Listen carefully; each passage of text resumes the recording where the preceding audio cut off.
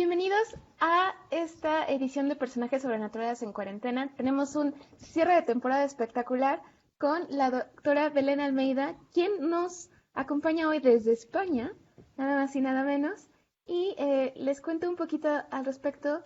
Ella es profesora de lengua española de la Universidad de Alcalá en España. Su investigación se centra en la historia de la lengua desde la Edad Media hasta el siglo XIX, especialmente en la historiografía alfonsí y en la documentación manuscrita de mano femenina en Inhábil en los siglos XVI al XIX. Bienvenida, doctora Belén, qué gusto tenerla por aquí con nosotros. Muchas gracias, Adriana. Muchísimas gracias por la invitación y muchísimas gracias a todas las organizadoras y organizadores de esta serie tan interesante. Es un honor estar ahí con ustedes, con vosotros. Yo, como soy española, voy a decir vosotros por activa y por pasiva. Y nada, me gustaría que esta ponencia pues pudiera interesaros y todas las cosas que me queráis decir o que me quieran decir sobre ella, cuestiones, dudas,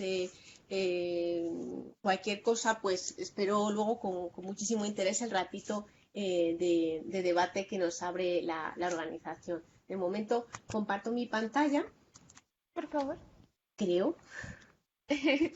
A ver, sí, comparto mi pantalla. Bueno, Ahí creo va, que ahí no estoy va. compartiendo. ¿Está? Un segundito. Todavía no, ¿no? Está pensando. Mm, Vale. Dice que estoy compartiendo. A ver, Sí, nada más un segundito. Ahí está. ¿ahora se está compartiendo? Sí, perfecto. Vale. Muchas gracias. Vale, pues muchas gracias. A ver, pues nada, bueno, empiezo a contar un poco.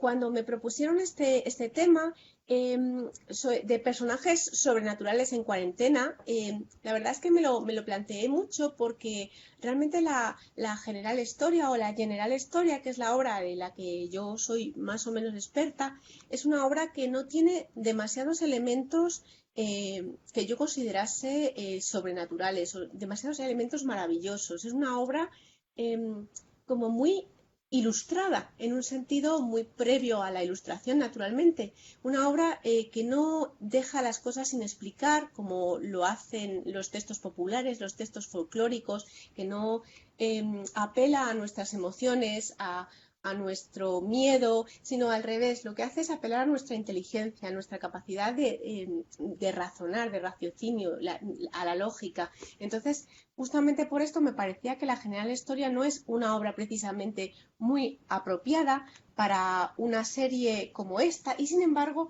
sí que lo es porque justamente la General Historia no niega que existan cosas más allá de nuestra experiencia sensible o que no podamos comprender mediante la lógica. No niega que existan, simplemente piensa que hay pocas. Y precisamente por eso es más interesante cuando la historia reconoce esa imposibilidad de comprender algo, y es precisamente lo que pensé que podía perseguir. Y justamente me centré en la palabra maravilla, porque pues doy las gracias por el cartel, que es maravilloso. Me centré en la palabra maravilla porque realmente la palabra maravilla es una palabra muy importante para los prodigios y para todo lo que es sobrenatural en la Edad Media en realidad. Bueno, ante todo voy a contar un poco qué es la General Historia. Hay gente que dice General Historia, yo a veces digo General Historia, pero bueno, sea lo que sea, es una historia universal enciclopédica que mandó componer el rey Alfonso X de Castilla en pleno siglo XIII. Aproximadamente hacia 1270 empieza la preparación de los materiales y en 1284 el rey muere. Y la historia pues encuentra un final bastante abrupto, no porque se termine, sino porque se deja de componer. Lo curioso de esta historia es que se pretende narrar toda la historia de la humanidad desde el inicio, es decir, desde la creación, porque esta gente pensaba que el mundo se inicia en la creación del mundo por Dios, en los 7 días, etcétera, y pretendía narrar toda la historia hasta el siglo XIII. Lo que pasa es que se quedó truncada, se quedó inacabada y cubre solamente hasta el nacimiento de Cristo. Es decir, pues mucho, pero mucho menos de lo que se había planteado. Hay muchas crónicas medievales y uno se pregunta, o una persona se puede preguntar, por qué la General Historia es tan diferente. Pues la General Historia es diferente de todas las historias escritas en Europa, en España, por supuesto, en la Edad Media, por una serie de razones. Una de ellas es sus mismas dimensiones. Es una obra inmensa, una obra muy, muy grande, como luego veremos. Luego usa la lengua vulgar, no usa el latín, como se solía usar en la historiografía del siglo XIII todavía, sino que usa el latín, digo, perdón, usa el castellano. Es una obra, eh, no en vano la quiso hacer un rey. El rey tenía dinero, el rey tenía muchísimos medios, el rey tenía un interés político muy fuerte.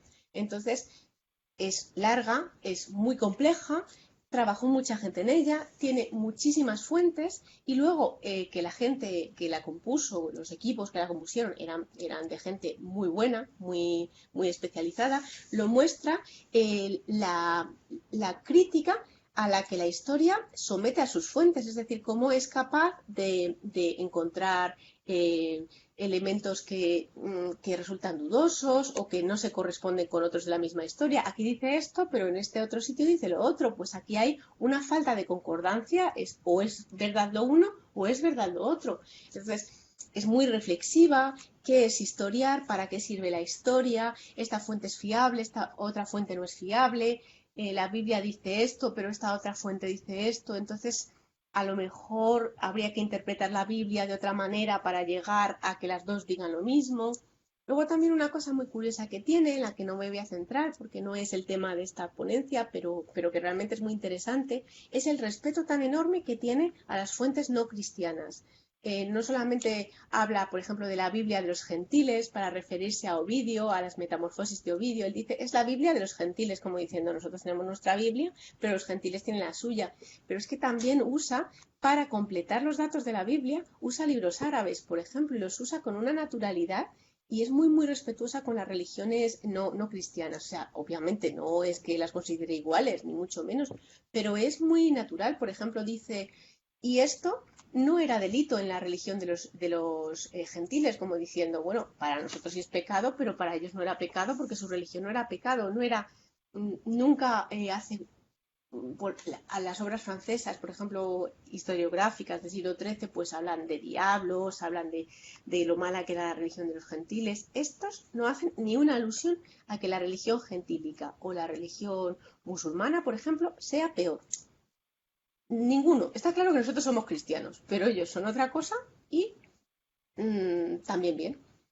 También, bueno, luego lo veremos cómo traducen, hay cositas que traducen, pero también hay muchísima adaptación y redacción nueva, es decir, no todos son traducciones, tienen muchas fuentes, pero también tienen mucho desarrollo personal. Y luego, pues la riqueza, no solamente es una historia, sino que también es una especie de enciclopedia donde encontramos muchísimos contenidos de historia natural, de cultura, sobre magos, sobre animales, sobre diferentes espacios geográficos.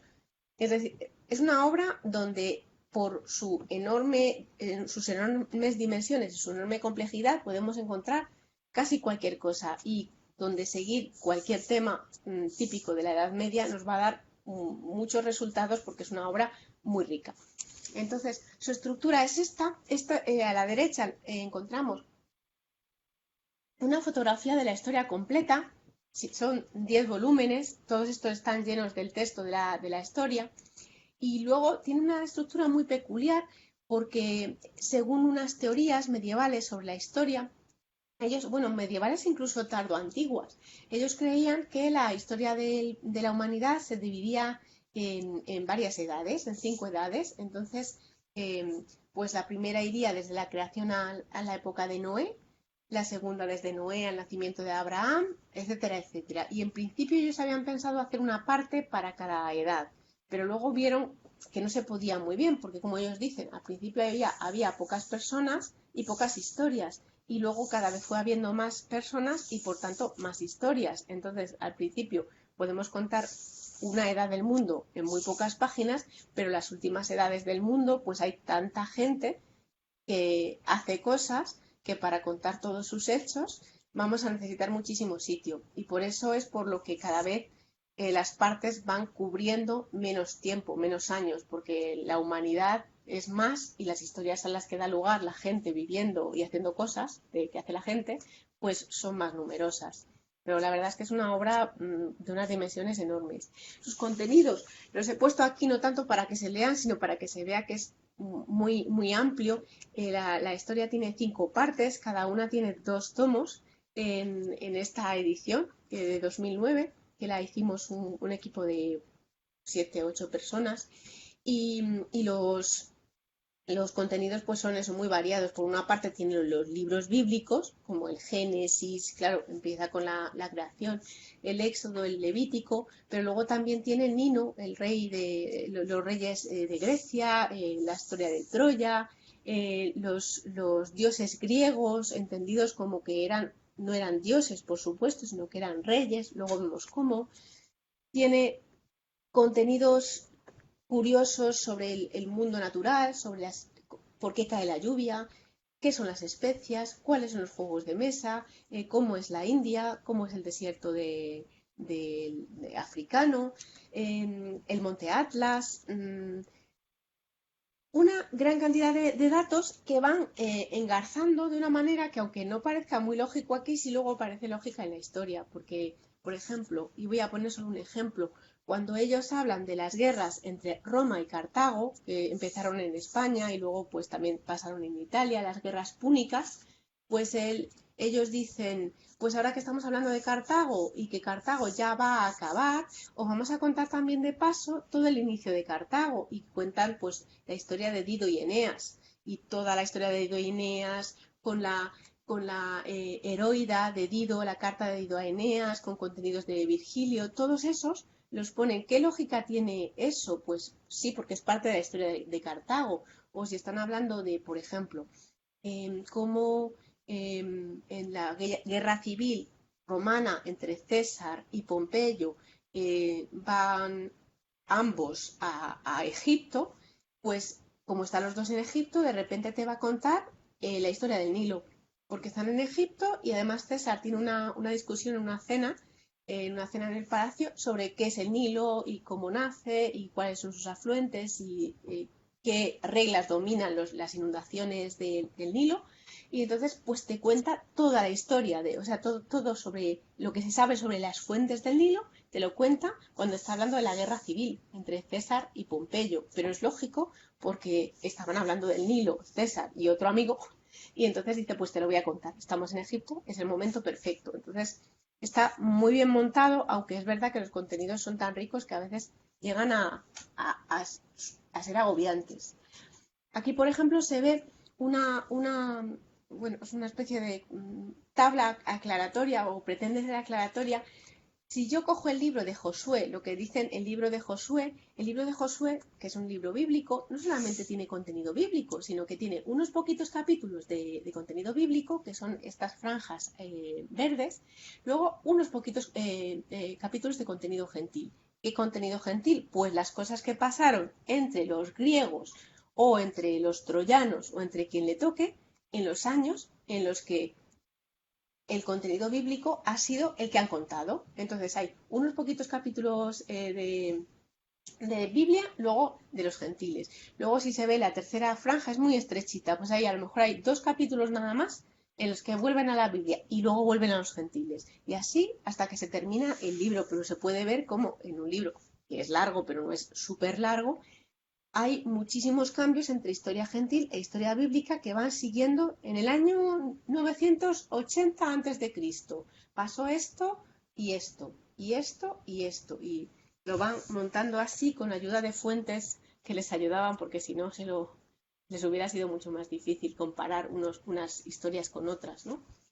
Las fuentes que se utilizan en la historia son muy variadas, pero variadísimas, son riquísimas. Algo así no se ve fácilmente en otra obra.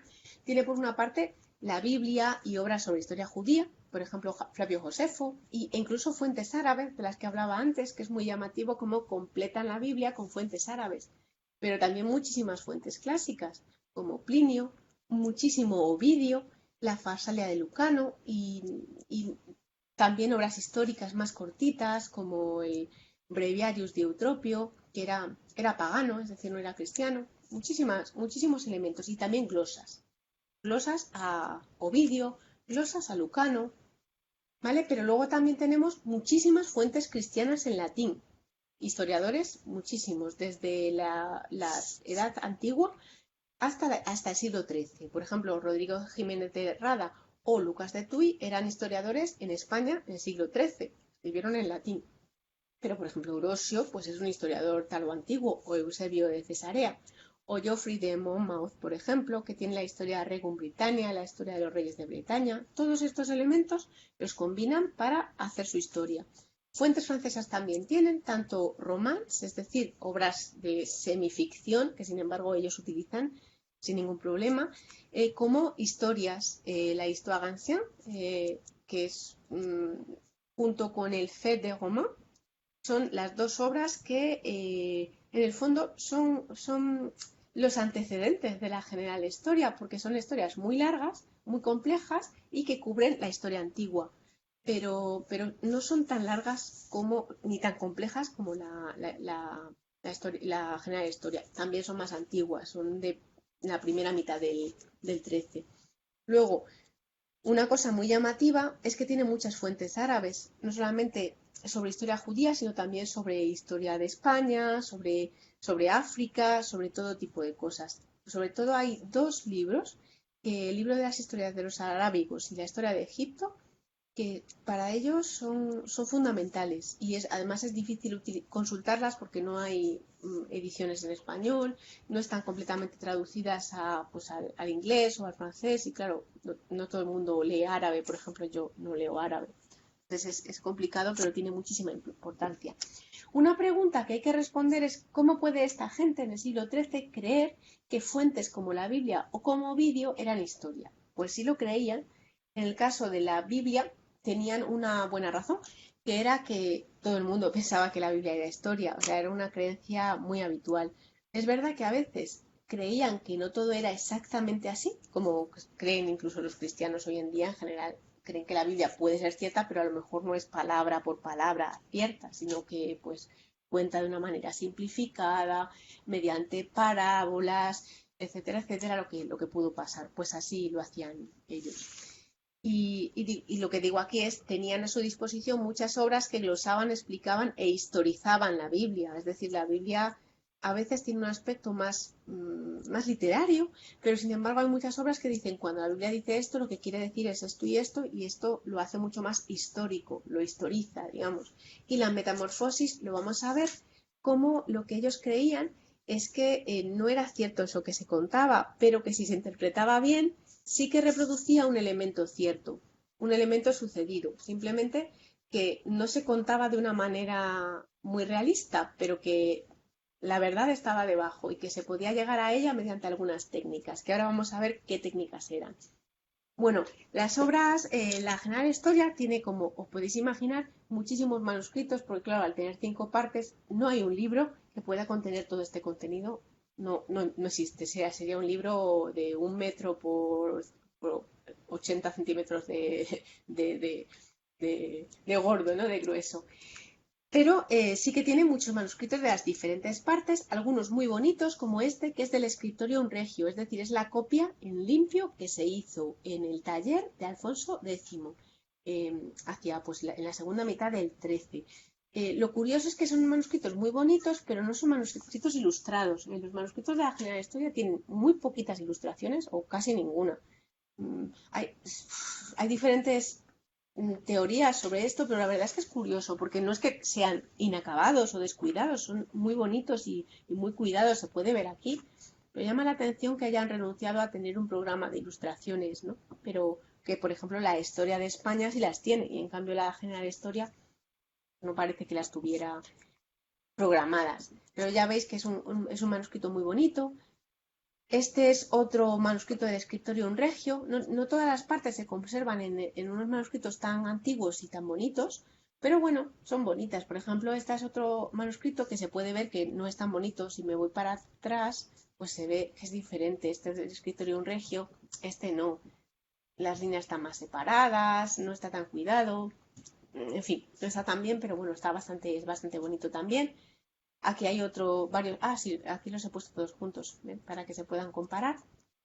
Vale, este por ejemplo es un manuscrito muy descuidado, un manuscrito pues para leer, para trabajar, siglo XIV, pero no se puede comparar con el otro que hemos visto del siglo XIV, el primero, de la izquierda aquí, que ya era menos cuidado que los del siglo XIII, pero en comparación con este, pues una joya. Este es un manuscrito muy sencillo, sin embargo, pues es una copia y conserva el texto perfectamente, pero se ve cómo realmente se leyó mucho la obra, muchísimo, pero no se volvió a copiar de una manera tan elegante como es natural.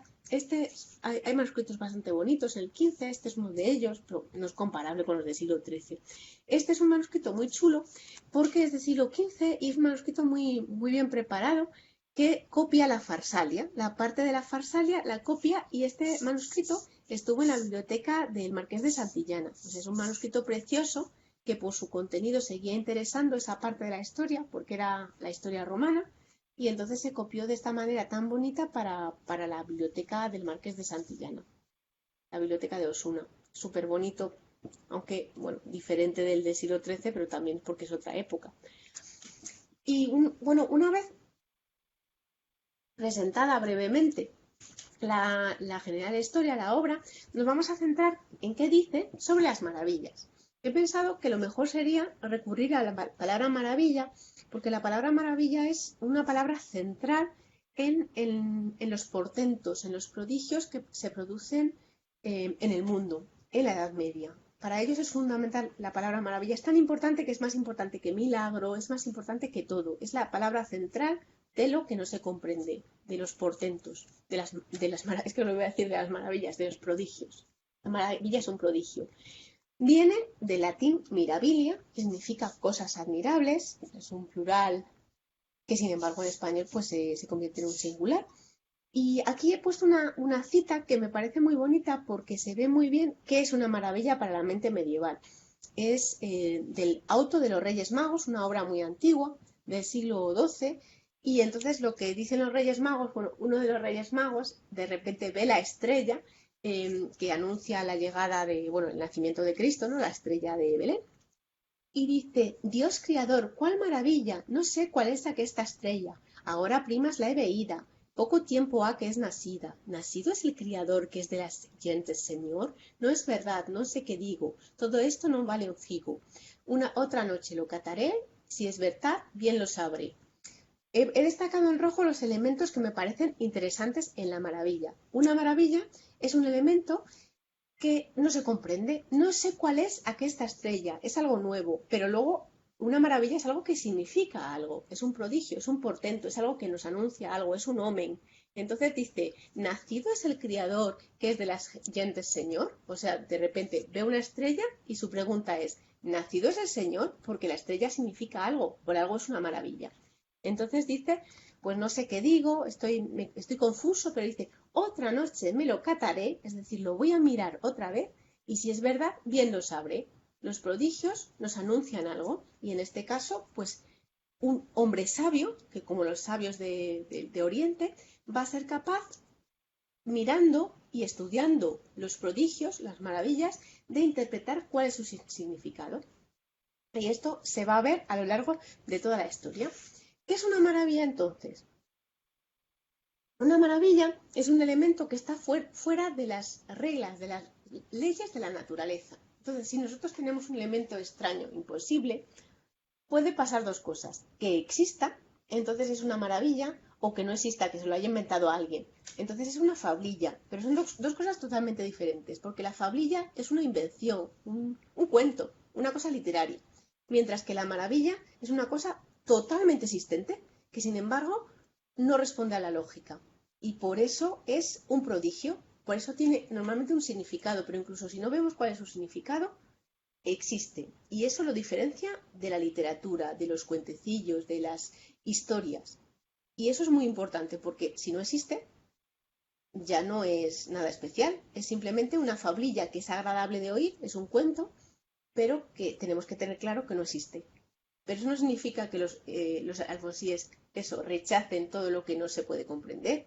como algo falso. No, hay cosas falsas, hay cosas que no se pueden comprender que son falsas, fablillas, pero hay cosas que no se pueden comprender que son evidentemente existentes. Y esas son las maravillas. ¿Vale? Por ejemplo, esta cita de Picatrix es que repite lo que iba diciendo sobre qué es una maravilla. Esto sería muy gran maravilla y contrauso de natura de hallar hombre que nunca hubiese pecado. Es decir, maravilla y contrauso de natura. La maravilla es lo que va en contra de la natura, que es la naturaleza. Y la naturaleza es algo muy fuerte también en la Edad Media. No es simplemente la natura, es la naturaleza. La natura es el ser íntimo de las cosas. La natura del hombre es, o la natura de la mujer es, entonces es aquello que responde a su ser íntimo, lo que le toca ser, lo que tiene que ser porque así está decretado. Entonces, que algo vaya en contra de las normas de natura tiene muchísimo significado. Lo que pasa es que no siempre queda claro lo que significa, pero no es una cosa que suceda cada 2 por 3. Es cierto que aunque no es muy frecuente, sí que maravilla aparece como un término menos severo, ¿no? Menos serio en muchos usos, porque cuando se habla, por ejemplo, de maravillas y grandezas de una ciudad, pues te puedes imaginar que hay torres muy altas y calles muy anchas y piedras muy bonitas. Eso ya lo llaman maravillas y grandezas. O, por ejemplo, cuando dicen no hay maravilla, no es maravilla, pues no es sorprendente. Claro, no estamos hablando de maravillas, sino de una manera más relajada, pues maravillarse de su belleza, maravillarse de un edificio. A gran maravilla o a maravilla, pues sería pues un banquete rico a maravilla, es decir, pues un banquete donde hay mucha comida, pero no es una maravilla, es simplemente que, bueno, tiene algunos elementos parecidos a una maravilla, como son la sorpresa, lo inhabitual, pero no es una maravilla en el sentido de que rompa las normas naturales. Esto es lo que yo llamo maravilla relax, o sea que es maravilla pero menos. Vale, vamos a ver aquí lo que son las fablillas, que decíamos que son esas cosas inventadas. Las fablillas, los alfonsíes les gustan mucho, pero tienen cuidado con ellos. ¿Por qué les gustan? Porque son muy bonitas, pero ellos son conscientes de que eso tienen que dejar claro que no ha sucedido. Entonces dice, por ejemplo, es verdad que Ovidio, dice, pone Ovidio un mudamiento extraño de aquellos mudamientos que él trajo en costumbre de poner. Es decir, aquí hay una metamorfosis de Ovidio, es una metamorfosis extraña, pero no sucedió. Y dice, porque es fabliella, no lo queremos aquí decir todo de como lo él dice. No lo vamos a decir todo como él dice. ¿Vale? Simplemente es, bueno, son fablillas, son cuentecitos, entonces nos gustan, os los vamos a poner, pero tampoco con todo detalle porque tenemos que reconocer que esto no existe. Entonces, o en la parte de abajo dice,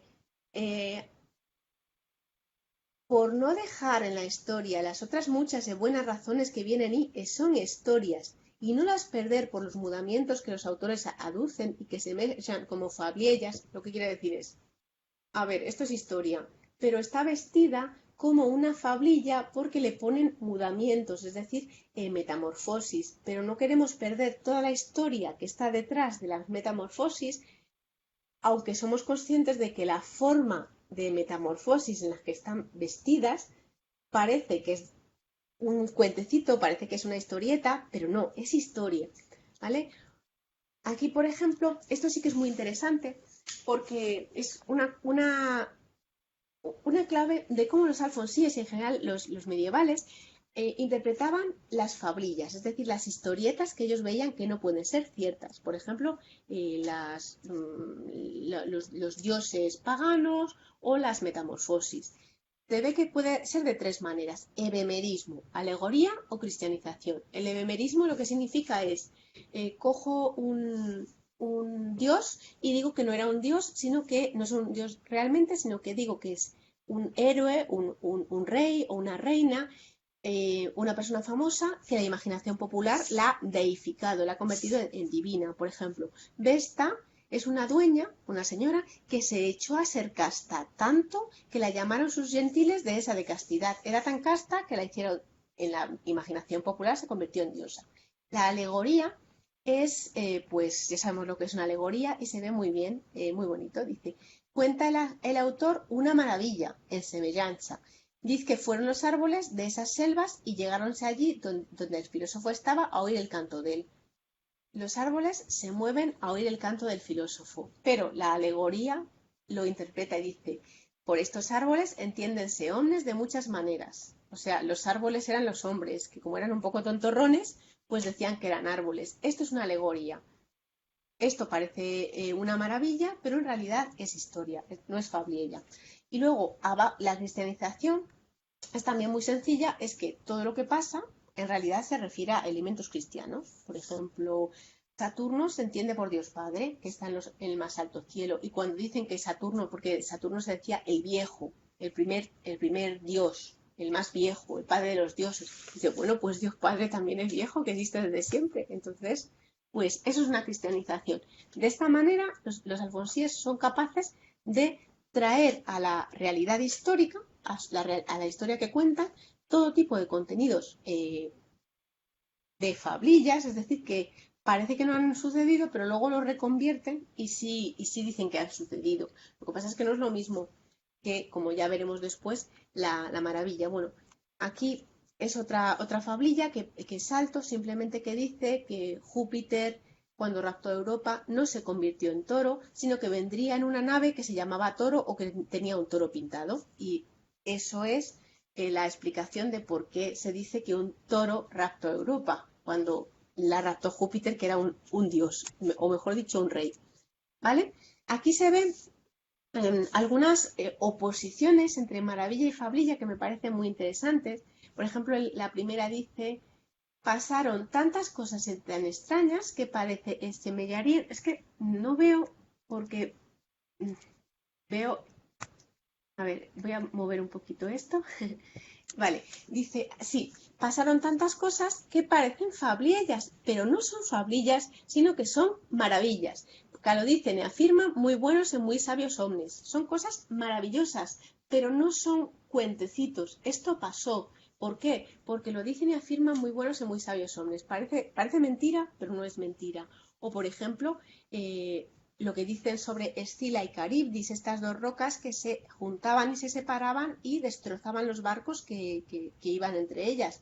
Dice en la tercera línea, esto semella como fabliella, pero es gran verdad. Es decir, parece un cuentecito, pero es totalmente verdad. O, por ejemplo, abajo se ve, y es muy bonito, dice, cuenta aquí la historia que esto no fue compuesto de los antiguos por dulcedumbre de fabliella, mas por miedo y maravilla y fachaña de los que pasaban. Lo que significa es que esto los antiguos no lo contaban como un cuentecito para dar miedo, por dulcedumbre, para emocionarse, no, lo cuentan porque lo han visto y porque es fachaña, es decir, como una leyenda, una maravilla, es decir, algo que pasa realmente y que se cuenta porque les ha pasado y lo han visto.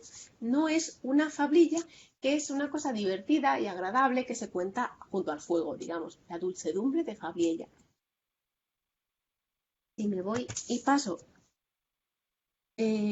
Pasa lo mismo que es lo mismo que había enseñado antes sobre los árboles y las maravillas. A ver, me centro, espera, que como no tengo texto, lo tengo que pensar. Vale, las maravillas, pues eso. Aquí dicen que es una maravilla en semejanza, es decir, es una cosa maravillosa, pero luego te explica que tampoco es maravillosa porque es una semejanza, es decir, como una especie de...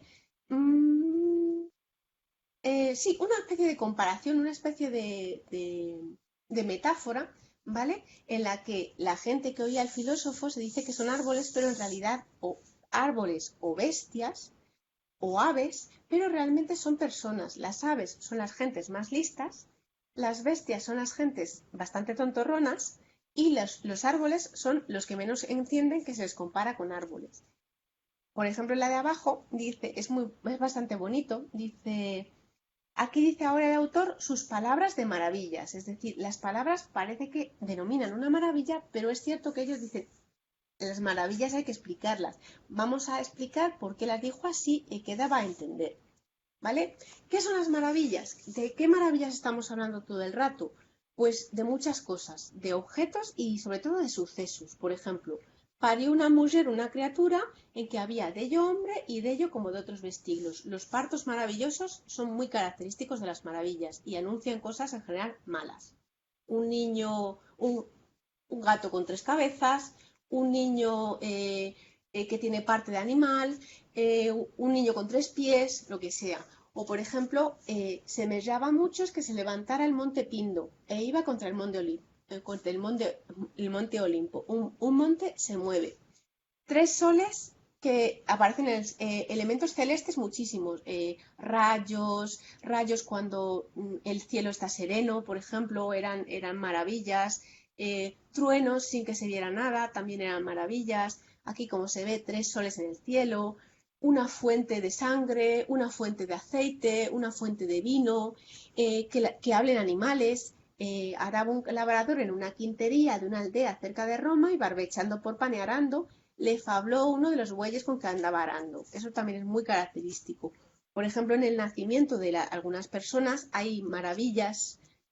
Por ejemplo, Nabucodonosor se supone que es hijo de un íncubo. Dice, uno de esos espíritus que os dijimos que se llamaban íncubos, llegó con una mujer. Entonces, un íncubo es el padre de Nabucodonosor, un espíritu maligno. Es el padre de Nabucodonosor, que luego es abandonado y es cuidado pues también por seres raros, tipo pues una cabra, un búho y un leproso, un gafu. Entonces todos estos elementos maravillosos rodean el nacimiento del héroe o de una persona extraordinariamente destructiva, y a veces es lo mismo, el héroe y la persona destructiva. O por ejemplo, quiero ir y ver aquella maravilla, cómo arde aquella mata y no se quema. Fuera de la experiencia normal, fuera de las reglas de la naturaleza. Esta mata arde y no se quema. ¿Y por qué no se quema? Pues porque está ahí Dios. Está ahí Dios y por eso no se quema la zarza ardiente. Todas estas cosas, tanto las que pasan en la Biblia como las que pasan en el mundo gentil, reciben la misma consideración. Son maravillas, no se las llama milagro, todo es maravilla. ¿Cuál es el significado de las maravillas? Pues eso os decía antes, es muy importante tener en cuenta que las maravillas tienen significado. Si no, ¿para qué hacer una maravilla? Las maravillas son una cosa divina, en general. Entonces, por ejemplo, dice, cuenta la historia de una maravilla que acaeció en Sigüenza, y por esta maravilla los moradores de la villa entendieron que habían de ser destruidos ellos y la ciudad. ¿Qué pasa? Un parto maravilloso, un parto mágico. La criatura sale y vuelve a entrar en el vientre de su madre, como diciendo, yo aquí no salgo. ¿Qué significa eso? Es una maravilla y por allí los moradores de la villa entendieron que habían a ser destruidos. O por ejemplo, el segundo, el pueblo, cuando vio tan grandes maravillas, entendió que aquellos signos verdaderamente eran del poder de Dios. O sea, las maravillas pasan y la gente entiende que ahí detrás hay un poder divino, algo fuera de la experiencia humana, ¿vale? O por ejemplo, el rey Jerjes estaba en su palacio y cayó una imagen y entonces el rey Jerjes, hay una imagen de rey Jerjes en el palacio de Darío y la imagen se cae y entonces eso para Darío es una maravilla y dice, y dijo Darío, esta maravilla signo es de desolamiento de mi casa, es decir, mi antepasado ha caído y eso significa algo. No es simplemente, vaya, se ha caído la estatua del abuelo, sino que esto es una maravilla y tiene un significado. O, como dice Dios a Moisés, Moisés, para mientes que todos los signos y las maravillas que te yo mando a hacer, etcétera, etcétera. Los signos y maravillas. ¿Por qué según el signo maravilla, señal y maravilla? Pues porque la maravilla es una señal. Es un signo, es un portento que anuncia algo. Lo mismo pasa aquí, por ejemplo. Claro, ¿qué pasa a Pompeyo el Grande? Pompeyo el Grande va a perder la guerra civil ante César, pero, como dice, aunque la aventura había de tener con el César, iba a apoyar al César, no por ello dejó de tener el detalle de mostrar a Pompeo por muchas señales el avenimiento que le había de venir. ¿Y cómo se lo muestra? Pues tienen el viento contrario, que dices, bueno, pues hacen viento contrario, pero no, eso no es normal, no es un viento normal, es una maravilla que le está mostrando que no deben seguir porque va a perder la guerra. Y también hicieronse en el aire haces de fuegos, todos estos elementos que se hacen en el aire claro y que anuncian una desgracia. Y ¿vale? O por ejemplo, también en la guerra civil entre los romanos, dice, ya se descubrieron y parecieron las sañas de los dioses, y mostró el mundo descubiertas señales de batalla, como trastornó las leyes y las posturas. Las leyes del mundo se trastornan con la maravilla y dice, se mostraron muchas maravillas extrañas y mostró ella el mal que había de venir, repitiendo y repitiendo cuál es el significado de las maravillas. E incluso mmm, la general historia reconoce que a veces las maravillas pueden no suceder. Dice, a lo mejor, lo dice muy bonito aquí, puede que el miedo de los hombres a la guerra hace que vean, dice, vieron los hombres todas estas cosas y fue en duda si creían por las maravillas de los dioses que las hacían y las mostraban o si no se las estaban imaginando y viendo por el gran miedo que habían. Porque claro, las maravillas, si son reales, son una señal de Dios, pero si son irreales puede ser que sea simplemente miedo de las personas. ¿Cuál es la interpretación de las maravillas? Pues a veces es simple, como hemos visto, pero a veces no. Por ejemplo, Dido se encuentra, cuando están construyendo su ciudad, con una cabeza de buey y con una cabeza de caballo enterradas, cuando están intentando hacer la ciudad, ¿no? Los muros.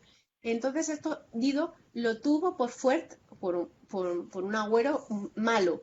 ¿Pero qué hace? Pues mandó a los agoreros y a los estrelleros que catasen qué significaba aquella cabeza. O, por ejemplo, cuando Alejandro Magno estaba en Babilonia, una mujer parió un elemento extraño, pues era una mezcla de niño y animal.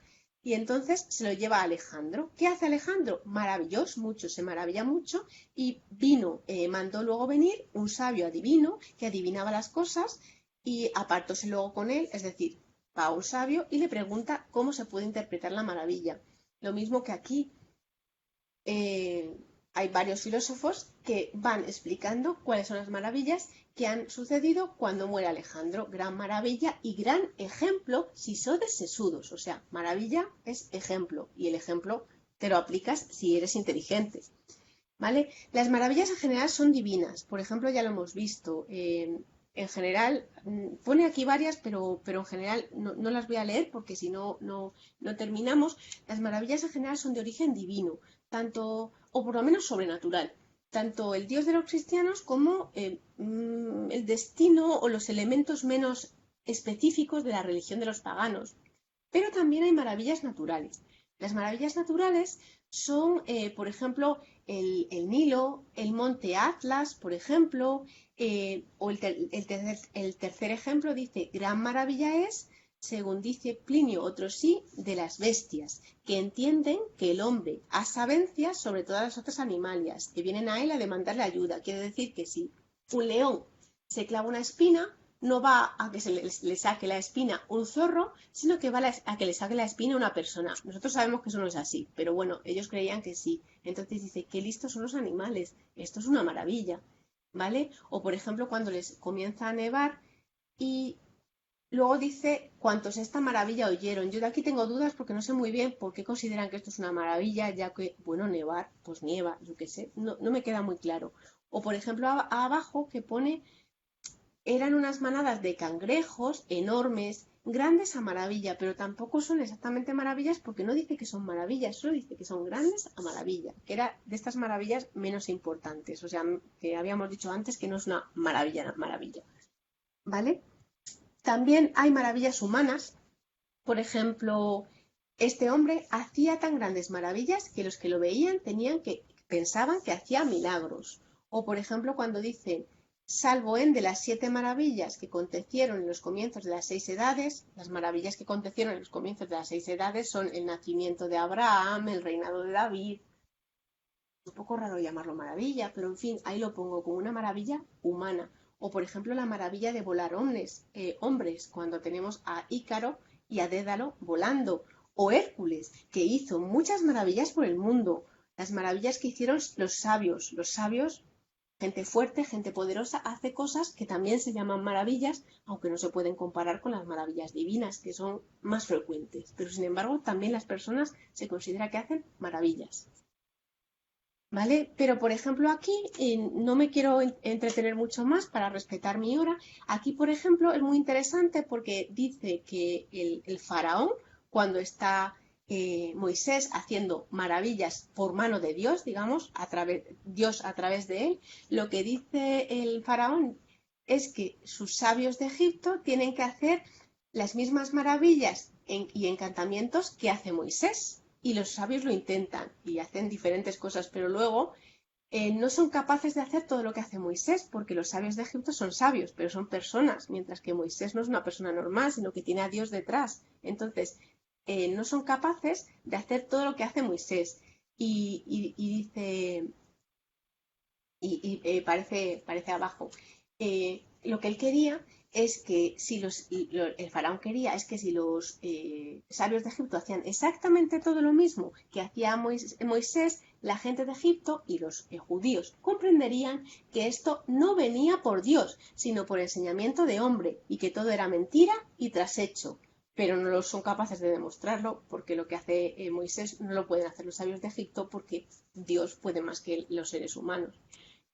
Pequeñas maravillas de cada día. Esto es un poco de broma porque cualquier cosita también se puede llamar maravilla. No es muy frecuente, pero existe. Juegos y maravillas muy hermosas. Las noblezas y maravillas de Roma. Salíanle a recibir con muchas otras maravillas. Cosas sorprendentes, bonitas, emocionantes, pero no maravillas que rompen el esquema natural, ¿no? En resumen, y para dar pues fin a esta conferencia, a esta ponencia, es importante destacar que el concepto de maravilla es muy importante en la obra Alfonsí, que la maravilla es un hecho realmente sucedido, pero que es prodigioso o cuanto menos muy sorprendente y que se da por razones sobrenaturales o como parte de un sistema ajeno. ¿A qué me refiero con esto? Un sistema ajeno puede ser irse fuera. Si te vas a Asia, si te vas a África, ahí hay un conjunto de realidades que es tan extraña que podemos decir que se dan maravillas. El viaje, como alejamiento de lo conocido, es una fuente de maravillas. En Roma, tú no te encuentras una maravilla. No te encuentras una maravilla salvo que la quiera hacer Dios. En cambio, en África o en Asia, lugares lejanos, se encuentran maravillas que no hace Dios, sino simplemente son maravillas naturales, como el Nilo. ¿Es el mismo tipo de maravilla? Pues por supuesto que no, y eso es lo interesante. Irse fuera, la otredad, es una fuente de maravillas, mientras que para tener maravillas en casa, como digo yo aquí, sucesos sobrenaturales, lo maravilloso en casa, basta con que un dios o los dioses o elementos sobrenaturales quieran anunciar a través de maravillas que suceden en el centro de tu ciudad, en el centro del sitio donde vives, un hecho que va a suceder, ¿vale? Entonces estas serían las maravillas divinas más características de la historia. Las maravillas extrañas de otros países, de otras tierras, y las maravillas caseras, que son los sucesos verdaderamente sobrenaturales, encargados por un dios, por la divinidad, para anunciar a los mortales que algo va a pasar, ¿vale? Y esto es lo que quería contar, quizá un poquito rápido, espero que se haya comprendido y que haya gustado. Muchas gracias, doctora Belén. Fue un placer, de verdad fue maravilloso escuchar. Maravilloso. Suena redundante, pero en toda la expresión de la palabra. Pues ahora sí vamos a pasar a una pequeña sección de preguntas. Tenemos varias preguntas de nuestra audiencia. ¿Os parece que dejo de compartir la presentación? Sí, perfecto, muchas gracias. La primera pregunta es, ¿son sinónimos en la época prodigio y maravilla? Serían, pero prodigio prácticamente no existe. Maravilla es la palabra que se usa. Prodigio sería un cultismo que puede aparecer, pero muy rara vez. Pero sí son sinónimos. Nuestro concepto de prodigio y el concepto medieval de maravilla es lo mismo. De acuerdo, eso es muy interesante también desde el punto de vista del léxico. Sí. ¿Hay personajes sobrenaturales de tradición árabe en estos textos o de otra tradición? Hay personajes en Arabia, pero es verdad, o sea, hay personajes, hay animales, hay realidades que están en África o que están en Asia, pero realmente las fuentes a las que creen los alfonsíes no son extranjeras, son bueno, son extranjeras, por supuesto, pero no son extraeuropeas, son griegas y latinas. No tienen fuentes tan... Es verdad que las fuentes árabes sí que tienen elementos de fuentes árabes, pero... Y de las fuentes árabes sí toman algunas maravillas, pero lo más frecuente es que vengan de la zona latina o griega. O sea, de Alejandro Magno, todos los viajes de Alejandro Magno pasan fuera, pero se cuentan desde una fuente griega, claro, que ve la vida asiática con todos los prejuicios que tienen los europeos, o incluso antiguos. Claro, por supuesto. ¿Existen relatos sobre magos? En algún momento señalaste, Sabio, ¿podrían ser considerados como magos?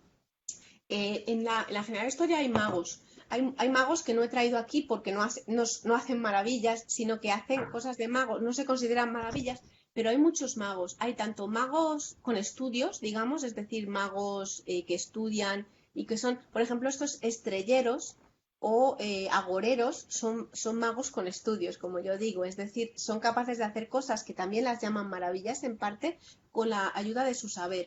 Y luego hay magos pues que hacen tipo, no digo exactamente pactos con el diablo, pero sí tienen elementos mucho más sucios, no solamente saber, sino también pues usar elementos venenosos, cadáveres y cosas así, que esto también hay bastantes capítulos sobre magia, sí, hay magia en la general historia, sí, Ah, ellos son bastante, la rechazan mucho, claro, pero hay tanto en la Biblia, o sea, de tradición bíblica como de tradición clásica, sí hay bastantes magos. Sí, hay 10 o 12 capítulos a lo largo de la historia que van dedicados a magos. Sí, wow, qué increíble. Y sí. ah, en la maravilla, ¿podría decirse que existen maravillas diabólicas? No, No, no. siempre son divinas en este caso. Sí, sí. En el mundo antiguo, o sea, en el mundo clásico ya se sabe que los dioses no son tan personales como, o sea, no es que venga Apolo o Júpiter. Se ve la maravilla como una especie, claro, es un elemento sobrenatural, pero no se sabe quién lo envía, pero nunca da la impresión de que lo envíen los dioses de los infiernos. No tiene mucho poder el infierno para la general historia. No hay diablo, por así decirlo. El diablo no es una presencia fuerte en la general historia. Ay, qué interesante. Por ejemplo, en la parte de la magia, ¿podría haber nigromantes también? Sí, sí, sí, sí, hay nigromantes, sí, sí. Sí, sí, sí. Entonces, como que se hay un contacto con, digamos, con otros mundos, pero dejan lo diabólico por otro lado totalmente Sí, distinto. sí, la verdad es que sí. Hombre, no habla, es que claro que es diabólico, claro, yo tampoco sé mucho sobre lo diabólico, pero es verdad que no te da la impresión de que estén en demasiado contacto, curiosamente, con... El caso es que sí, porque por ejemplo hay una diosa, una bruja en la Farsalia, que es verdad que debe tener algún tipo de acuerdo con dioses del inframundo y, y hace magia con cadáveres y esta es Ericto y la verdad es que sí que es cierto, no sé, pero se hace más hincapié en ella que en sus alianzas con otros seres del inframundo. Se hace pero en cambio la bruja esta sí que se le da muchísima importancia. Pero también es cierto que se habla, bueno, ya sabes que el inframundo para los griegos es una cosa muy triste, o para Ujú, los romanos, pero no es una cosa muy terrible. claro. Entonces, pues por ejemplo, ella es capaz de hacer que hablen los muertos y que cuenten lo que han visto en el inframundo, pero son cosas aburridas y grises, ¿no? Como el inframundo latino, que es así como aburrido y triste, ¿no? Pero no terrible. Así que Bueno, al menos. sí. Muchas gracias. También nos pregunta Rosalena Durán si podría ampliar un poco sobre la maravilla otredad. Sí, sí, lo que quería decir con eso es que, claro, realmente las maravillas que hemos visto son maravillas divinas que significan algo, pues, por ejemplo, los rayos o el viento o los partos maravillosos, y eso sucede en el centro de la narración, es decir, en Roma o donde sea, en donde estén pasando las cosas. Va Alejandro y una mujer pare un niño. una señora normal y corriente o una señora normal y corriente en España que de repente pues pare este niño y luego se vuelve a meter el niño al útero porque tiene miedo. Entonces esos son las maravillas que pasan en casa y que tienen un significado. Son estas maravillas que Dios ordena. Lo que digo de la otredad es que también hay cosas que se llaman maravilla que no suceden como elementos que anuncian algo, como señales, sino que son elementos extraños. Por ejemplo, por lo que he dicho, lo del Nilo, el monte Atlas, que está en el norte de África, y siempre son elementos que suceden un poco fuera de la civilización, del ámbito de la civilización que se conoce bien. Entonces, pues, por ejemplo, el monte Atlas, allí pasan cosas raras. ¿Qué cosas? Cosas muy raras, pero no es una fablilla, esto es de verdad.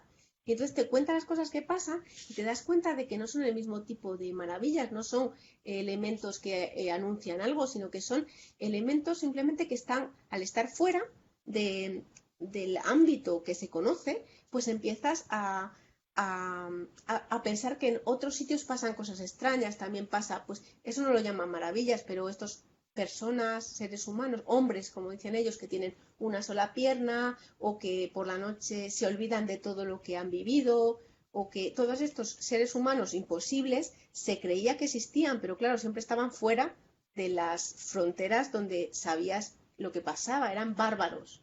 Entonces ahí podía pasar cualquier cosa, porque como está fuera de tu experiencia, te crees cualquier cosa. A ellos eran más crédulos. Entonces había maravillas que dices, ¿cómo te vas a creer eso? Porque es imposible, pero bueno, claro, también es imposible una fuente de aceite, pero ellos por lo menos reconocían que era raro. Pero es que fuera del ámbito griego y latino, todo era susceptible de ser maravilloso, todo muy raro. Y por ejemplo, pues eso, el Nilo. El Nilo es inexplicable, pero no es que un dios lo cree para anunciar algo, sino que ni siquiera se dice quién lo ha creado. Está ahí y es maravilloso. A eso me refiero con otra edad. Si ellos tuvieran un río maravilloso en Roma o en Italia, ya habrían llegado a sus razones, llegado a explicarlo, pero como está fuera, no son capaces de explicarlo y al no poder explicarlo, automáticamente recurren al concepto de maravilla. Y al mismo tiempo lo otrifican, digamos, diciendo, bueno, esto es inexplicable porque está lejos, está fuera y aquí pasan cosas raras. O sea, para ellos fuera pasan cosas raras. A eso me refería con lo de la otredad. No De sé si ha acuerdo. quedado. Claro, claro, sí. También nos preguntan dónde podríamos acceder a leer tu investigación o a algunos artículos al respecto de este tema tan interesante. Pues, a ver, yo esto no lo he publicado, pero está la historia, está publicada. Lo que pasa es que, claro, algunas bibliotecas lo tienen, otras no. Si alguien quiere, le puedo pasar los textos, ¿vale? De la historia, pero concretamente esta investigación no está publicada. No está publicada en ningún sitio. Mi director de tesis, bueno, exdirector, claro, tiene un artículo sobre las maravillas del mundo en la general historia, pero no es tanto este tipo de maravillas, sino eh, pero bueno, les lo puedo mandar a vosotras, a Claudia, y que lo haga circular por si pudiera interesar. Y yo esta presentación, por supuesto, os doy permiso para que todo el mundo que la distribuyáis a quien la quiera tener. Ay, por supuesto, lo agradeceríamos muchísimo y Pues sí, seguramente a sí, todo. a quien la quiera, con toda confianza. Maravilloso, ¿no? También lo compartimos en Tradición Sobrenatural y estoy segura que muchísima gente resultaría interesada Vale, en esto. pues nada. Vale. Bueno, pues parece que esas son todas nuestras preguntas por el momento. Te agradecemos muchísimo todo lo que nos contaste, todas las maravillas que nos compartiste. Y para este cierre de temporada quiero invitar, por favor, a la doctora Claudia Carranza que nos acompañe en esta llamada para cerrar Muchísimas esta gracias. temporada. Muchas gracias, Adriana.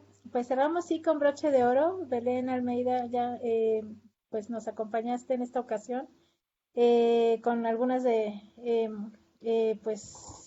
las referencias más interesantes respecto a las maravillas y demás. Y bueno, yo quiero decir que Belén ya estuvo en el colegio en alguna ocasión anterior hablando sobre estos temas y sobre redes y sobre archivos. Y en aquella ocasión nos quedamos con ganas de más y yo creo que ahora mismo nos está pasando lo mismo, ¿no? Para quienes estén muy interesados, les tengo que decir que Belén también publicó un artículo sobre el mal en la General Historia en la revista del Colegio de San Luis. Entonces, pues si quieren enterarse un poquillo más de estos temas, ahí tenemos una referencia, ¿no? Y bueno, pues agradezco muchísimo, muchísimas gracias, Belén, que hayas aceptado venir a compartir este tema, porque, y lo digo como es, siente ella una pasión que es una verdadera maravilla, ¿verdad? Y Bueno, bueno, pues aquí concluimos la temporada de la vacuna sobrenatural. Vienen otras que ya están preparadas desde antes, gracias a quienes nos han mandado propuestas. Las estamos evaluando, queremos que lo sepan, pero no nos vamos del todo. Estamos preparándonos para la primera temporada del cuarto Congreso Internacional Diablos y Brujas y otros entes sobrenaturales y fantásticos, al que por supuesto los invitamos que nos acompañe porque por primera vez se va a realizar por videoconferencia. Les pedimos que estén muy atentos porque vienen sorpresas fantásticas, maravillosas, de fablillas, de leyendas y de cuentos y demás, ¿no? Quiero cerrar agradeciéndoles, como siempre, al equipo sobrenatural, a May, a Osvaldo, quienes hacen los maravillosos carteles que suelen anteceder a las grandiosas conferencias, a Adri y a Alejandra, coorganizadoras de estos eventos, y a Carlos Núñez, quien está también detrás de las cámaras, nunca lo ven, pero gracias a él esto funciona bien. Y también a quienes nos acompañan cada jueves con sus comentarios. Muchísimas gracias, no se nos pierdan, por favor sigan con nosotros. Muchísimas gracias a todos y a todas, todos demás.